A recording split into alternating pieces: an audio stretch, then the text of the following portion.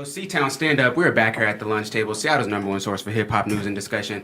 I'm Caj Encee in here with Empire. We're missing Fees the Germ this week. We got a special guest with us here in the building. We got Parisalexa with us here today. Yeah. What's up?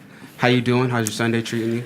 Doing good. You know, it's just easing along. It's getting nice, which I'm really excited about because that snow is not it. For real. We're supposed to get some 70s here this week, I think. I'm very excited for that. I'm trying to show out, so let's get this. It's definitely making this room warmer, man. We didn't have to turn on the heat, the extra heat here today. Yeah. It's usually got my hands frigid. Right. But, yo, you just had a new record come out, The Water Me. Definitely played that a few times, and I very much like the concept of that. Talk about the inspiration behind that record. Yeah, so I wrote that song a long time ago, and I just started.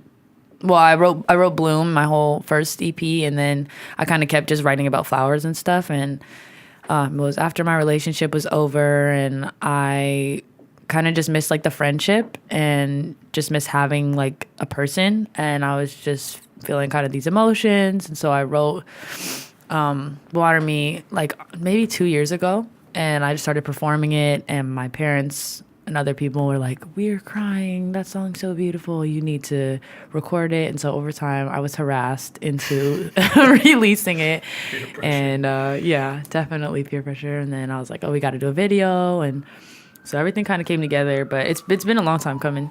So I'm glad I finally got to put it out. How do you try to balance that? Just the different tracks that you have, it's like obviously you have ones that you feel very strong about, and you just talked about how like you was just harassing to, like a lot of people's on you like, oh, we really like this record. Let's do something with it. What type of creative control do you feel like you have as far as like, you know, putting out records that you want, and then when you have outside ears talking about, oh, I think we should do this.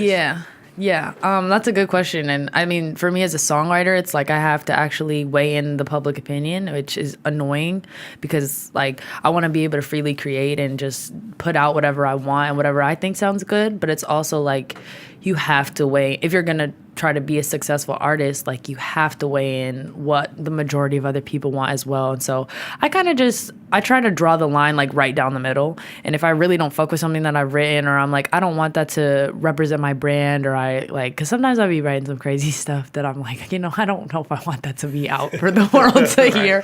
And if that's the case, then it's just like, all right, well, I'm not going to put it out. But I kind of try to identify, like, what's the reason? If it's really because, oh, well, this doesn't go with my brand or something, then it's like, okay, well, then I shouldn't put it out. But if it's like, I'm too scared, then it's like, nah, bitch, put it out. Like, you know, let it rip. So I try to just check myself, I guess, when stuff like that happens. You know, I have to listen to what other people want to hear as well. But it's also about what's in my heart. Right. And you have to forgive me. I just been getting to your Bloom record. Sometimes we're a little late on stuff. Yeah, it's okay. But the first thing that kind of struck me as I started going through it is like the record opens up very transparent, very raw on Hole in the Ground and Deadhead.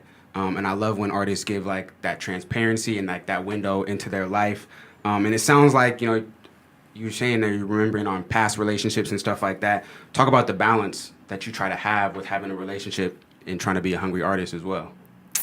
That's been interesting. That's been very interesting. For me, I have definitely made it a big thing to like steer clear from people that are in the industry and getting involved with them, because it's like work. It's like I'm trying to work. And sometimes people have different agendas and want like, oh, like especially like, you know, want like Jay-Z and Beyonce type of thing. I'm not trying to do that. I'm just trying to be Beyonce by myself. Like, you know,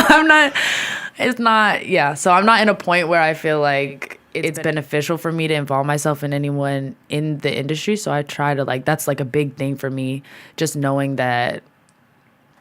Also, I don't know, are you going to steal my ideas? Like, you know, I don't know. So I just try to stay away from that. But I don't know.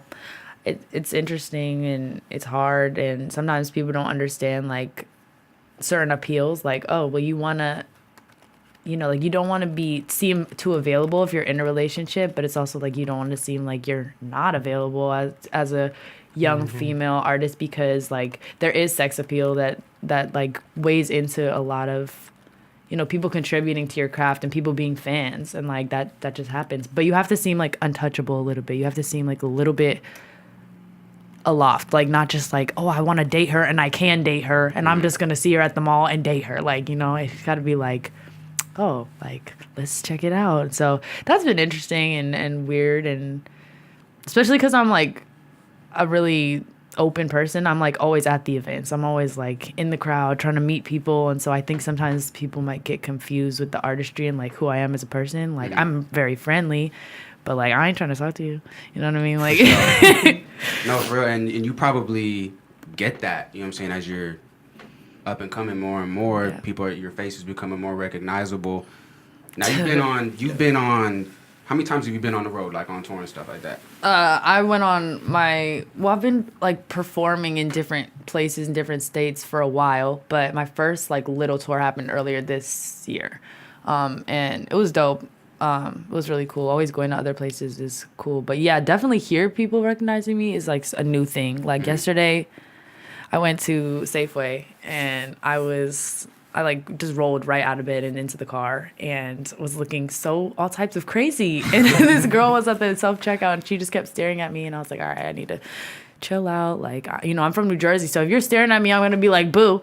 But I was like, okay, like, what's the deal? But I need to chill, so I was like, all right, maybe I just need to chill. And so I just bagged up my stuff, and she was like, are you a singer? And I was like, yeah, actually. She was like, you're so good.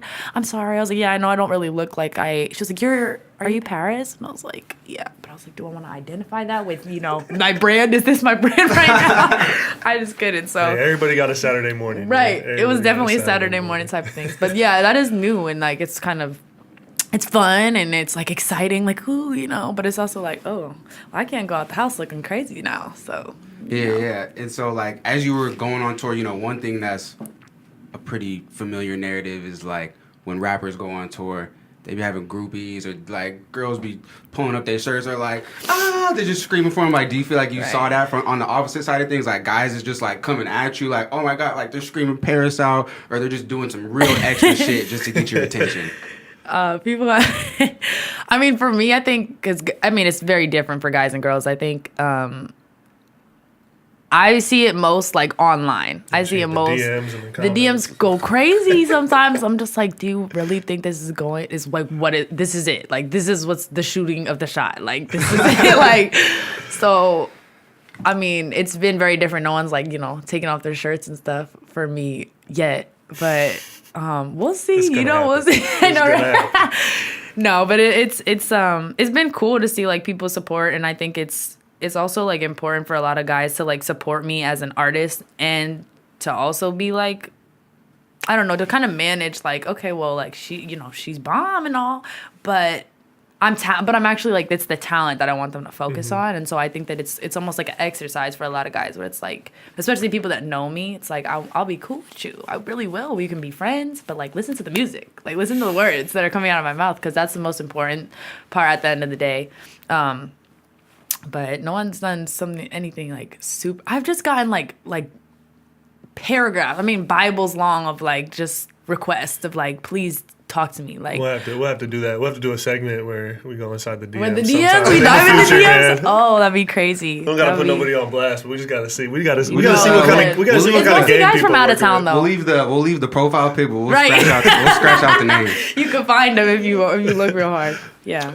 Now, how do you find yourself moving around these days? Like when you're going and like you're becoming more familiar and people are seeing you out, do you have like, are you usually with your family? Are you usually with your management team while you're moving around and things like that? It's kind of like, do you feel like you're needing to get like your security beefed up or something like that as you're moving around? Like where are you kind of at in that stage is, moving around and stuff? I mean, it's kind of weird for me because I'm a very like independent person. I don't really expect a lot of things to be handed to me. So and that's kind of been my whole career. If I want to do something, I'm going to go after it. And so a lot of times, like, I just want to go to stuff. If I want to go to something and then I'm with my friend and I'm like, okay, well, I want to go to this thing. And they're like, I don't want to go.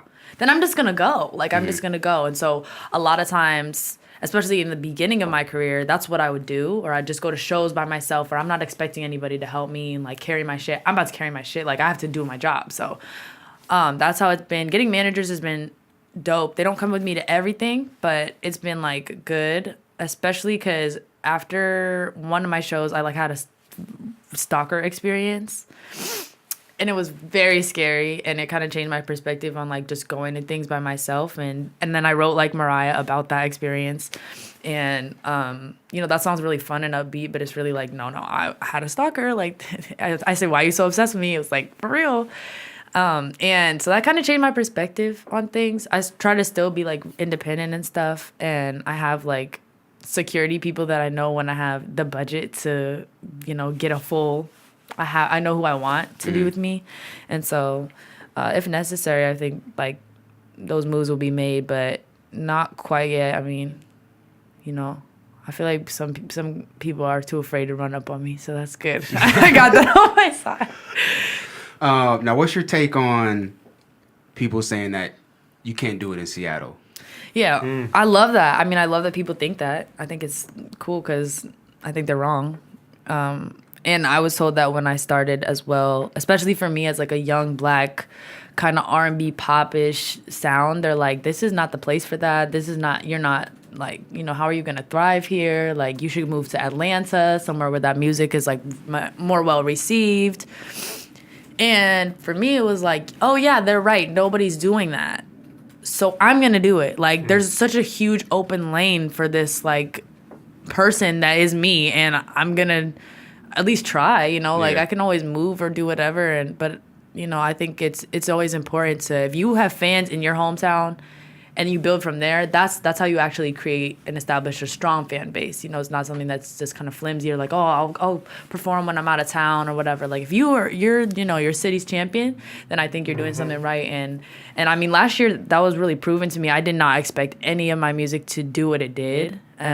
Especially not people that I never like knew, like I never, some old white man is like one of my best fans, and like I would never talk to them in real life, but the music has bridged that gap. And that has happened so much here. And so I'm really grateful for it. And I think that like the Times article, like I, again, didn't expect that at all. And like I got #1 album last year. And I think that's just proof that it's like, you don't have to look a certain way or have a certain sound in order to be successful. You just have to believe in it, put in time and effort, and like make sure that it slaps. Like make sure that it's good. If it's good, then it's gonna go. Period. That's what it is. Good music will always prevail. I really think so. So, yeah. Go ahead. I was at what point were you cognizant of that? Because like that's something that I realized like early on, just being like a writer and covering a lot of artists out here, is that you were different. Obviously, we haven't had a singer like you or looks like you in a long time that I am aware of. And it's like, for me, it's like, as somebody that wants to see this be built somewhere, it's like that's a critical part, I think, for the culture. And so it's like, dope, like we got one. You know what I mean? We got one to represent, and you got the sound that I think can take it further than Seattle. But I'm just curious, like, at what point really were you cognizant of like, I'm different, but like the fact that I'm not gonna go fit in, like, because if you go to Atlanta, like there might be a lot more people at the same point in your career. Right. There's hundreds of, you know what I mean? Exactly. Of that. And out here it's like, you got your own lane. And so really, what point did you like figure that out? Well, also, yes. So I think, so I grew up like kind of being cognizant of there being, I don't want to say I'm the only one, like, there's Sassy Black, there's Dissatisfaction, and then before, what I was listening to when I was younger, when we first moved here, was Chocolate. Chocolate is my, oh my gosh, I love her so much. But I have kind of this, I don't know, I have kind of this, like, it's like a melting pot of like soul music plus, well, what my parents instilled in me and what I listened to, Erykah Badu, Jill Scott, like really essential soul and like, the crux of R&B. And then also like I love pop music. Like I love Kesha and I love Katy Perry, and like I realized that lane that I wanted to be in was not filled. And I think I didn't really know. I didn't really know that it was something that like, oh, people are gonna all respond to. I kind of just did it. I never doubted. Like I was just like, okay, well, this is all I'm supposed to do, so this is what I'm gonna do. And I guess like after Sound Off, I just realized like, and people talking about the fact that I couldn't do it was really what made me more aware. It was like, oh, actually, you're right. There's nobody doing this. Like, I'm about to do it. I'm gonna at least see where it goes. Yeah, that was kind of what made me more aware of it, was just the fact that, like, I don't know, I can. So did that feel you? Would you say it fueled you almost when people say, "Oh, you can't do that," and you're like, "I'm gonna prove you wrong," or people kind of saying you can't do that, and then you kind of just came to like light bulb on, like, "Oh, that's an opportunity." I think it definitely fueled me, because I'm always like, I don't know, I'm always just ready to prove people wrong all the time. And being underestimated means that people are watching you. You know, being underestimated means like, oh, we think you're not going to do it, so we're just going to watch you until you fail. But it's like, what if I don't fail? Like, what if you're still watching? What if I give you a reason to watch? And that was kind of my mentality when I did it. But when I was in high school, I went to high school in Bellevue, and I wanted to leave so bad. I wanted to leave, and I was like, I hate Seattle. I want to go to anywhere but here. But I was going to go to Boston for Berklee College of Music.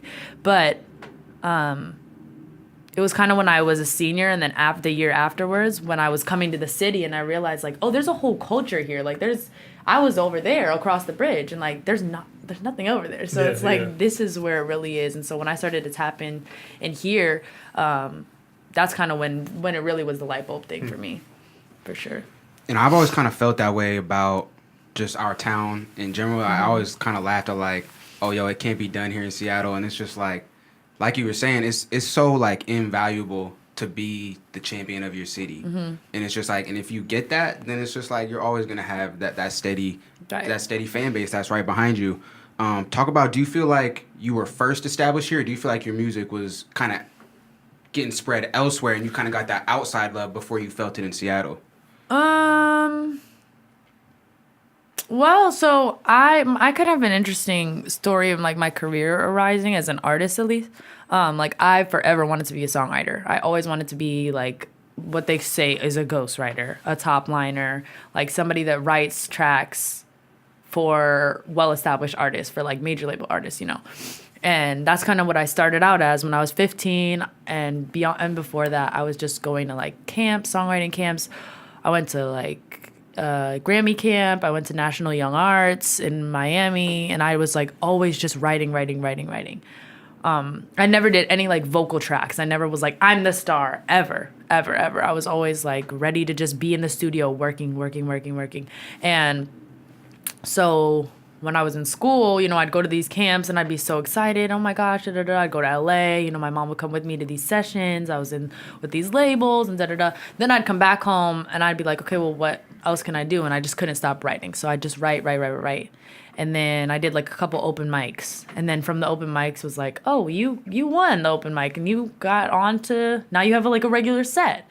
And it was at, like, a little coffee shop. And I was like, okay, cool. Like, this is dope. I didn't expect to do this. I'll just go on stage and do my little thing. And then I did Sound Off. And Sound Off was honestly the first big stage that I was able to display my creation on stage. And I used a loop station. And I didn't think a lot of people understood exactly what I was doing, that I was, like, all of my music was made with my voice. Right. And so I had to figure out how to live loop it, and, like, how do I get people engaged, and, like, how to become a performer. How do I move? Like, I couldn't dance.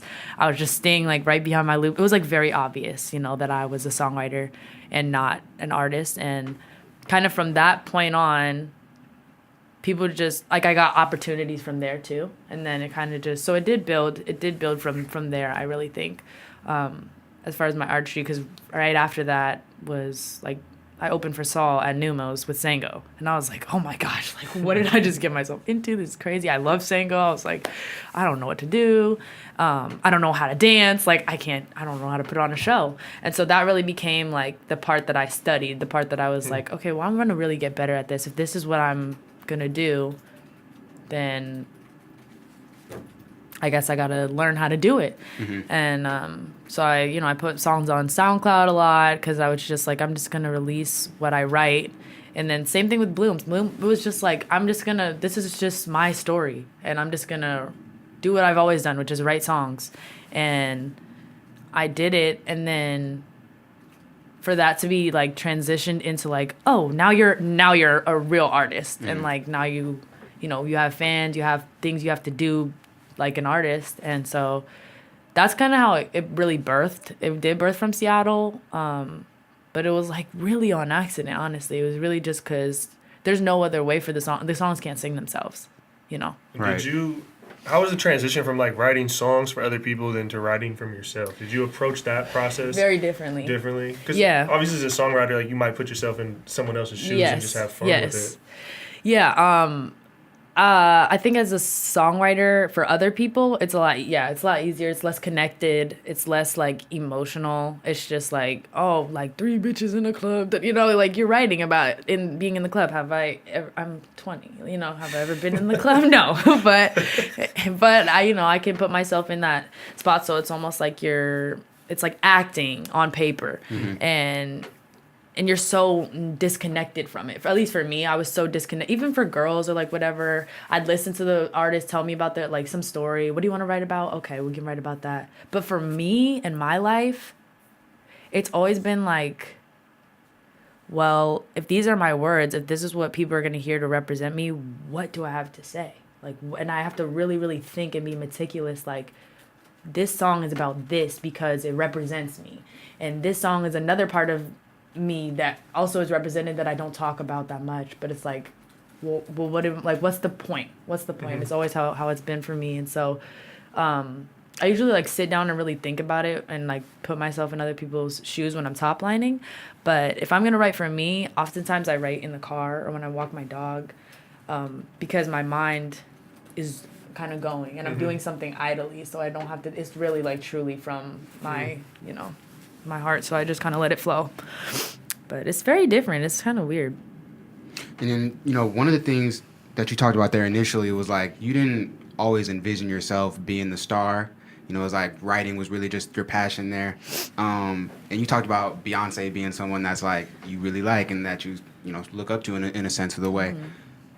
She's obviously been in the game for so long, and in her stage production and her whole just presentation package is just crazy. And you talked about choreography and stuff like that. Is that something that you're trying to implement more into your shows now, like dancing and just more stage production and stuff like that? Not necessarily. I mean, I think I had to come to terms with that a lot, especially as I was like around, like after Sound Off, as I was like really establishing my brand and like, okay, well, who do I want to be? And I think I was thinking about it too hard. Like I was trying to look at Beyonce and like looking at videos. Okay, well, what? Like I need some backup dancers and da-da-da. These girls have been dancing since they were 2. Like, you know what I mean? I didn't dance. I wrote. So it's like, okay, well, I got to stick to what I know and then define my brand in actually who I am. So then I just started thinking and being more, I don't know, just thoughtful about, well, what makes me me? Like me as an actual person. Okay, well, all I do is write songs. So I'm just going to be a writer and I'll be an artist. But similar to the way like Eric Bellinger does, like everybody knows that he, can write an amazing song, but it's because he's been writing for Usher and Chris Brown for years.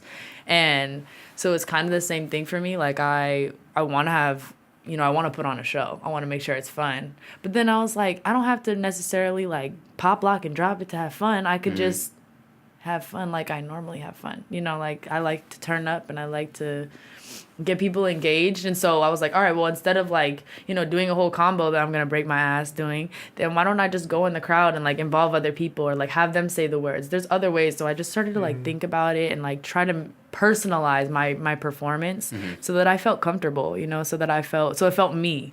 And I admire people like that. I admire like Tinashe and Danny Lay, for example, but like, they're in their lane and it looks right because they're doing them. You know what I mean? Like they've been dancers or they've been like, if you're an actor and you also want to sing, like put that in your show, make sure that it's unique in your own way.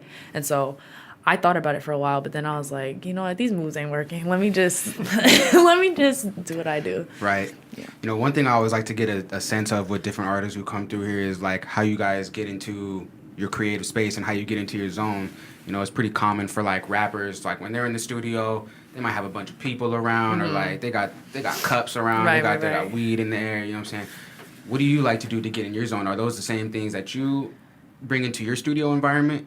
Yeah, okay, well, I'm like a weird person, and so I work with Elon Wright. He produces a lot for a lot of people in town, but like that's my guy, and we are weird as fuck. Like we thought about it, and we are like, if anyone ever documents our studio sessions, like we're so weird, like so weird, and we just make like weird, like emo rock covers and stuff. Like do weird things that I don't think people would think. So I might actually do a vlog one time just so people can really see that it's like not as cool as you think at all. Like not at all. But I do smoke constantly. I love weed so much. And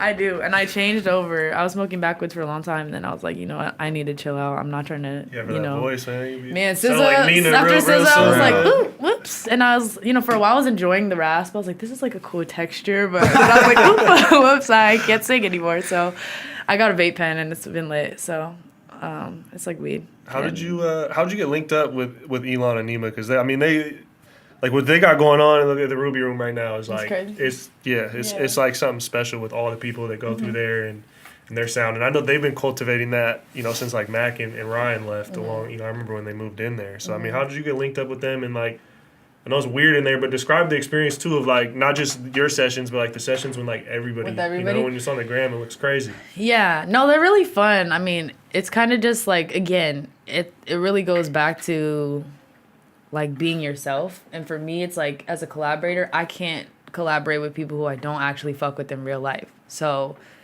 if we're friends, then it's just like all our homies are linking up. And that's how it feels every session when like a bunch of people are in there, because it's like, oh, you're so dope and you're so individually dope. Like, let's all come together and see what we all come up with together. And I think that, I don't know. I think it's important to just feel comfortable in your own space, because if you're not, then it'll show when, especially in like a group session, and you're like, oh, all these other artists are here and like their egos are so big and like I have to prove myself and like all that whack shit I'm not with at all. And you could just tell when the energy's off. So I think it's really open. It's really awesome. Elon and Nima are literally like two of the most likable people that I've ever met. So it's kind of just like, if you don't fuck with them, then you're probably lame. So it's good. It's dope. And what was the other question? How'd you get in with them? Oh yes. So I got in with them. Honestly, I really got to owe a lot of shit to Sound Off for sure, because from Sound Off, I met Travis Thompson, and Travis, after I beat him, he took me to Ruby Room and was like, this is the girl that beat me, like as soon as we got in there. And I was like, and when I won, I felt so bad because he got fan favorite, and I was like, everyone loved him, like I shouldn't have won. And so then when I introduced them, I was like, no, like I shouldn't have gotten it, and it was all Travis. And he was like, shut up and sing, like just come sing this hook. And so Nima was there when I was there, and then Nima was like, yo, you gotta meet this girl, and called Elon and was like, you gotta meet this girl, she's dope, she like her harmonies are crazy. And he like talked to me and gave me his business card, which I still have. It's so funny.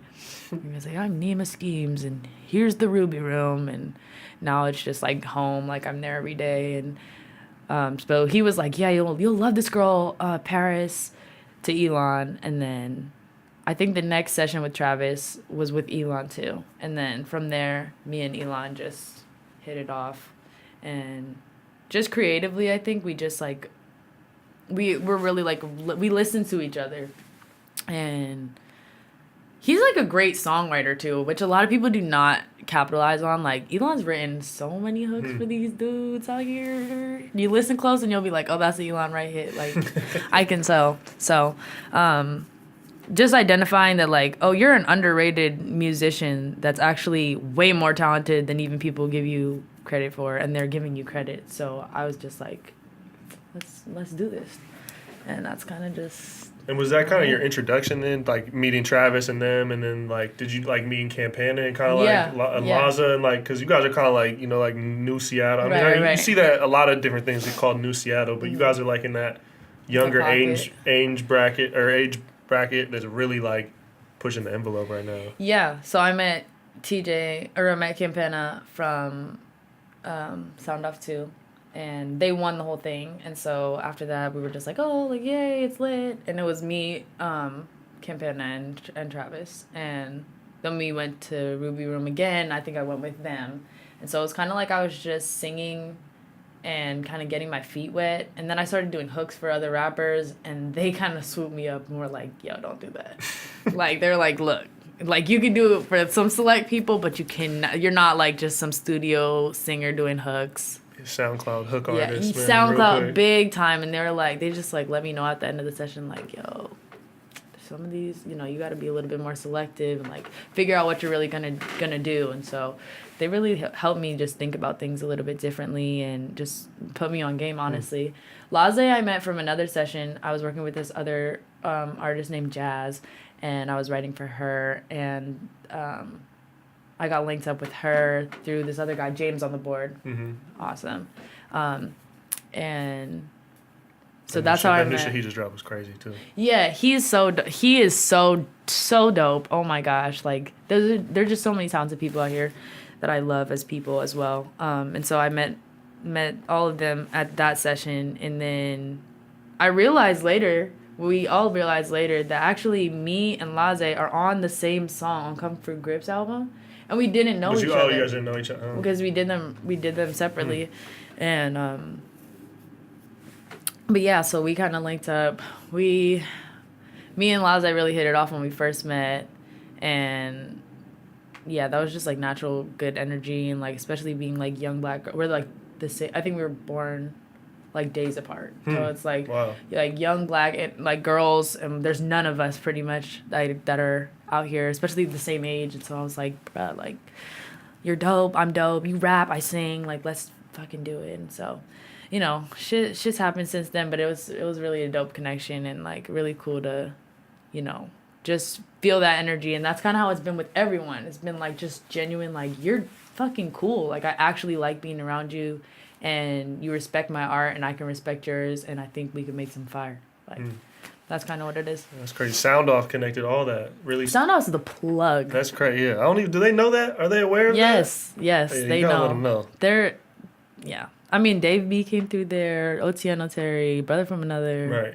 Saul did it. Like, everyone's done it, and it's really like, whether or not you win, it doesn't even matter. It's like if you're in there and you meet those people, the connections are really what's It's what, under 21, right? Is that the stipulation? Yeah. Yeah. Yeah, but it's the connections that are invaluable. Like, right. And that's like the thing that I think a lot of people like don't, you know, might not take advantage of. You know what I mean? Like, yeah, they don't. Like platforms like that are around the city, you know, whether it's you're at college or wherever you're at, there's like all sorts of little platforms I think some people can overlook, but it's like that networking and that fellowship is just invaluable. Yeah. Even if they're little, you should know them. Yeah. Like, you should, especially if you live there, if you're trying to get your name out, like, you don't know their fan base or what could happen. Right. And so, for sure. And like for you, I mean, winning that, I mean, that puts you on the platform getting the media, but it's like almost like the connections you got, the other people that you were competing against seem to be like, that led you into other connections that led you in, you know what I mean? And it's like, you can trace it back to like, and that was what, your first time rocking the big stage? So Yeah, like, just it was being the like, first time. yeah, I'm going to do this, you know, Yeah. not unsure, whatever, I'm going to do it. And then that's what really transpired into like knocking a domino over that Totally. just knocked over more. Totally. And I'm like not I like, as a songwriter, in my blood or like as my job, we're supposed to be collaborators, and like we have to take our ego out of it and listen to other people's ideas, and like you may not have the most fire hook. And so I go about my life that way, kind of. And so being in a competition, I was like, hi everyone, like I'm new here, like I just want to be friends with everybody. and so I think that energy really just kind of rubbed off in our whole year. And previous years it was pretty competitive, I'd heard, but for us it was just like, it was almost like we were thirsty for other people Right. like us. Like, we didn't know that people cared as much as we did. And like, especially for like Campana, that's what we used to talk about, was just like, bro, I really give a fuck. And like, you know, someone else who we started music with like passed away, so it was like he had a reason, you know. Yeah. He had a reason to do it, and I was just so enthralled by that, and was just like, can we please like be friends, and can I just be around your energy all the time? And so that's honestly how a lot of the friendships and the, you know, music relationships were developed. That's wild, man. That's dope to have like such that natural, organic, like formulation of relationships happen like that, because you don't ever like nothing to feel forced and things like that. Nah. And then as far as collaborating with others, you talked about becoming more selective and things like that. And there's really just kind of a few ways that most people look at collaborating. It's like, is this a good business move? You're dope, I'm dope, let's do some stuff. Or and then it's like, what's the budget looking like? If I'm gonna work with you, what kind of side of the fence do you normally Exactly. fall on with those kind of different ways of collaboration? If I don't fuck with your music, then it doesn't matter what the budget's looking like. Like, you could be hella rich. Like, I feel like I will never do a collab with G-Eazy. Like, I just off rip, like, I just know I probably Damn, won't. G-Eazy got some hits too. He does have hits, but I don't know. I mean, I don't know. I've heard that he's not that nice of a person. Okay. So it's All right, like, you know, all right. I care about how people actually are and more than their, I don't know, more than just their clout value. And so that, again, like, that's another thing about, like, branding. Like, I was like, all right, well, I can't really do a lot of fake shit. So I'm just going to, like, brand that as part of my artistry. I might as well just be a real ass bitch. And then, okay. That usually turns out well. Yeah, I'll say it's that's been it. pretty good. It's been pretty good. I think I'll stick with it. But yeah, that's kind of how it is. And then, I mean, the budget really matters if it's like if I don't know you, and just put some respect on my name. I feel like a little bit like some people think that because we're from the same city and like, oh, like I'm a dope artist doing this. I'm a rapper. Like, okay, but if you give me a song that's literally like ass, the whole hook, then it's like, and you expect not to pay me, like you got That's fucked wild. up. Yeah, that's You got crazy. fucked up, and people do that to me a lot. They really do. And then they're like, "Oh, she's bougie or she's stuck up." Like, no, I just value my time, and I know what I'm worth, and I know how like long I've been putting in to doing this. Like, this is all that I do. So it's like, you know, just respect it. Just respect it. That's all. And if you don't have the budget for it, it's fine. Or if you do have like a different budget that's like not, you know, then it's like, I'm cool. I'll work with you. If I fuck with you, then I'm like, oh, cool. Or if I fuck with the track, then it's like dope. And so, I don't know. I have a lot of collabs coming up recently, new, and I'm really excited for them because they're like different people that I haven't worked with yet, and different sound, which like gets me so excited because I'm like, how can I stretch myself? Like, I write country songs and rock songs and R&B, and this shit right here is like crazy trap. So what am I about to say? Like, you know. And so it gets me excited, and like, so I'm excited for them to come out and people to really see like just how far I can be stretched. And so, yeah. Now, like as an artist, there's so many things that we have to juggle and just move around. There's so many moving parts. What are you most focused on right now at the stage that you're in? Yeah, there are a lot of moving parts. Like, there's a lot of other parts of your career that you have to do that are not like, they don't say, it's like in the fine print. Yeah. Like, you have to be a marketer. You have to do marketing. You have to do social media managing. You have to, like, there's so many, be a model, you know. So, I try not to get too caught up in it because sometimes it overwhelms me. And I have ADD, so I'd be like, ugh. But I think, honestly, focusing on the music. Like, that's what I've been doing recently. I've just been like, all right, I don't have to be that put together all the time. I don't have to be doing, you know, vlogs and I'm, you know, or all this stuff. I can just do what I do. Like, I can just go in the studio every day and work hard. And, like, I can just listen to music. I've been listening a lot to, like, new music and, like, oh, what's popping right now? What makes this pop? Like, how can I implement that but not, you know, not bite that style, but just like, okay, I like this about that and I like this about this. And so that it looks like just a really well put together melting pot, because at the end of the day, that's what I care most about being represented is the music. That's what it's always been. If I was never going to be the star anyway, then it still would have been my song and my lyrics and my music.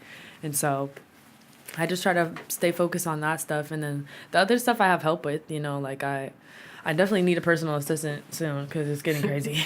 But right now it's like I just got to focus on doing me and on making sure the music's good. And I'm finishing my album, so that's exciting. And that's what been my main focus. How many tracks?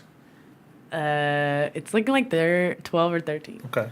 So Solid it's a album. I like full that. I length. like that number, that pocket right there.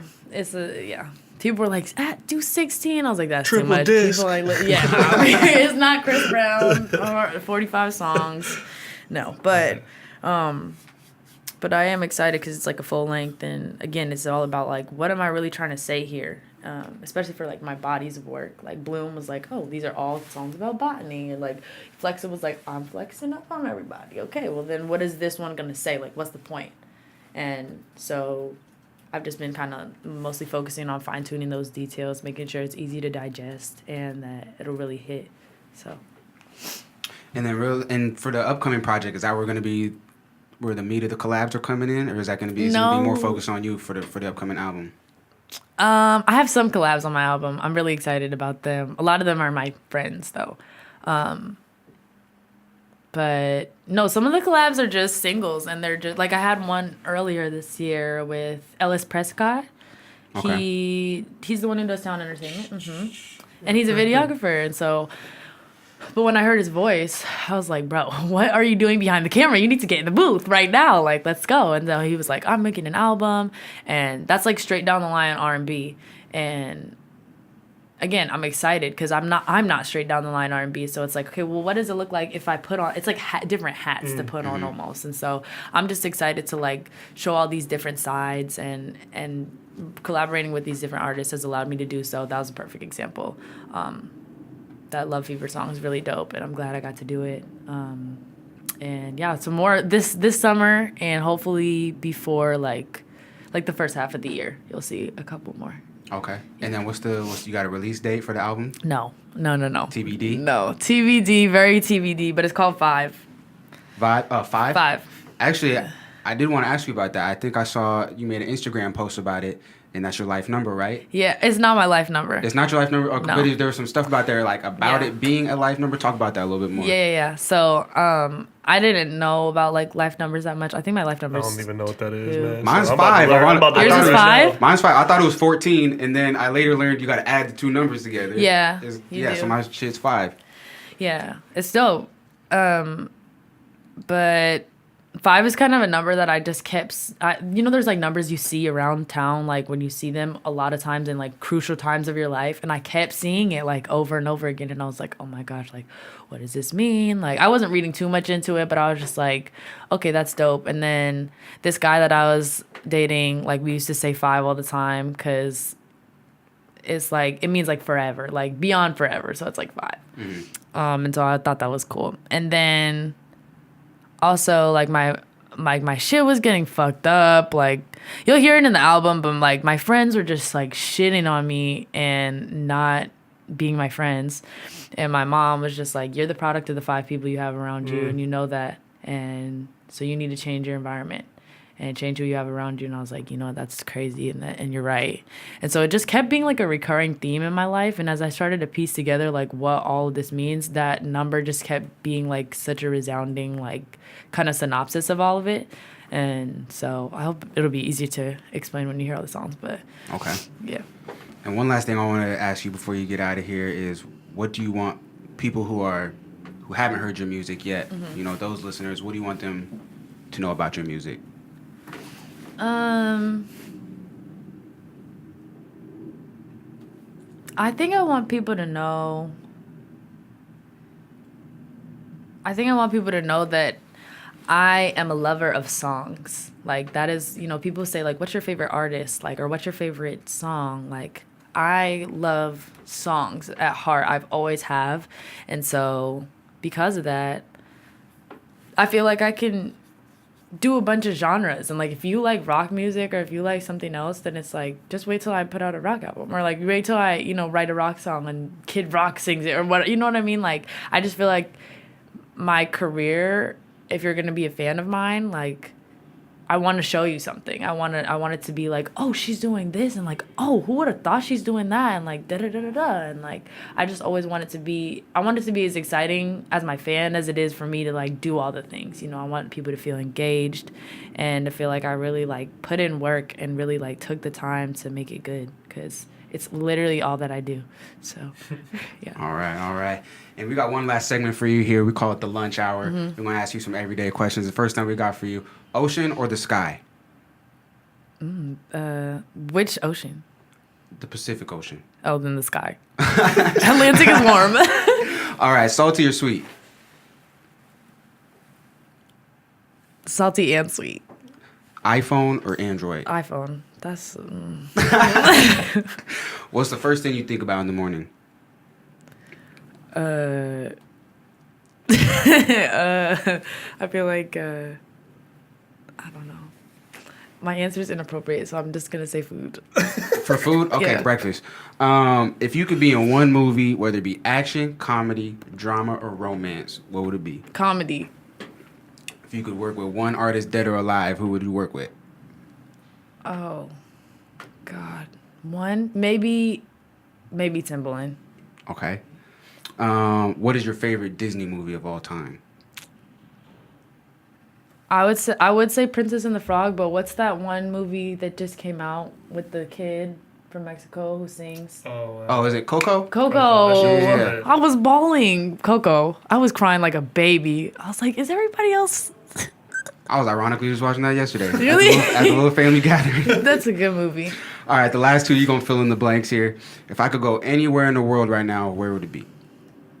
It would be Atlanta. All right, when I'm hungry, my go-to meal is... Hotcakes. Last one I got for you. My name is Parisalexa, and I'm a... Boss. There you have it, ladies and gentlemen. Y'all heard it here first at the lunch table, man. Be sure to tune with us every single Monday via the RMR Facebook page. I'm Caj Encee M-Pyre, Parisalexa. Yeah. We're out of here, man. Bye.